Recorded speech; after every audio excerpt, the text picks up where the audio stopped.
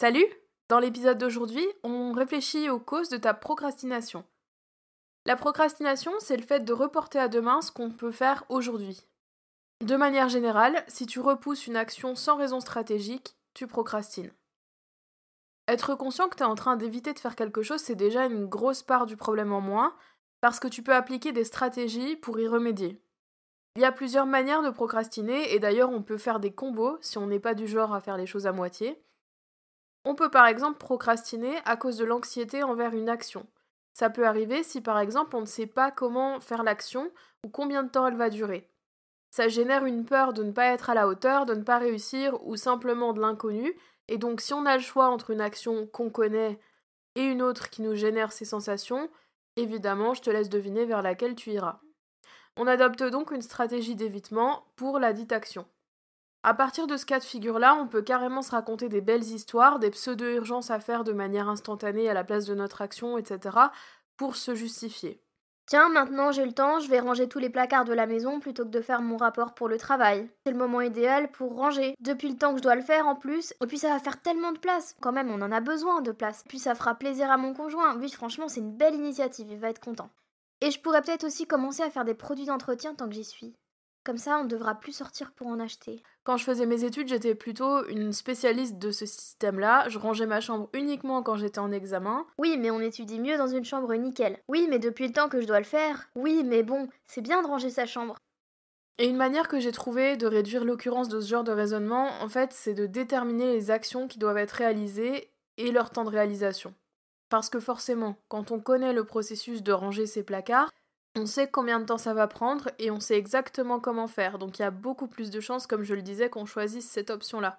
Donc savoir combien de temps va durer la rédaction du rapport que tu dois rendre pour demain pour le travail, quelles étapes tu vas devoir traverser pour le compléter, ça va t'aider à aller au bout de l'action. Si t'as l'habitude de procrastiner par anxiété depuis longtemps, rends-toi compte aussi que tu vas devoir changer petit à petit et qu'il y aura des hauts et des bas. Ça veut pas dire que tu reviens en arrière pour autant, ça veut juste dire que ça va prendre le temps que ça va prendre et finalement t'as pas beaucoup d'emprise là-dessus. On peut aussi procrastiner parce qu'on est perfectionniste. On risque de pas être satisfait avec le résultat qu'on obtient. Et donc on ne va pas commencer. On va attendre le bon alignement des planètes ou je ne sais quoi. Et d'ailleurs j'en avais un peu parlé à l'épisode 2, je suis une férue d'astrologie. Et j'ai une phrase pour lutter contre ça. C'est mieux vaut fait que parfait. Être parfait, ce n'est pas possible et il vaut mieux faire les choses imparfaitement que de ne pas les faire du tout.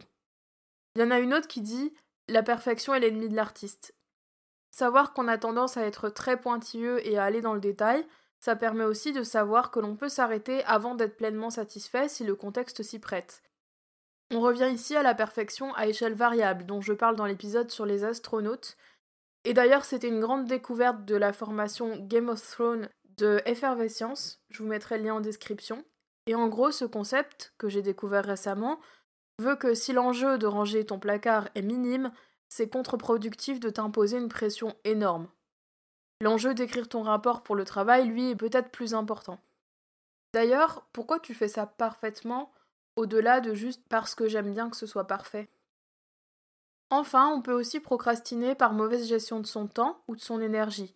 C'est encore la cause la plus facile de procrastination, puisqu'on pourra prévoir un temps de sécurité dans notre agenda, ainsi qu'un chronométrage de ce qu'on fait pour avoir une idée de la durée de chaque action, et ça permettra de venir à bout de la procrastination et d'éviter les stratégies d'évitement décrites juste avant, qui donnent une excuse pour se déculpabiliser, mais surtout du coup pour se déresponsabiliser. Pour avoir des infos là-dessus, je te renvoie à l'épisode 16 sur la gestion du temps.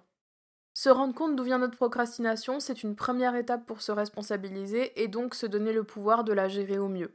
Dans le prochain épisode, je te donnerai quelques pistes, selon ta situation, pour arriver à passer au-dessus de ta tendance à procrastiner, ou bien pour vivre avec et t'adapter.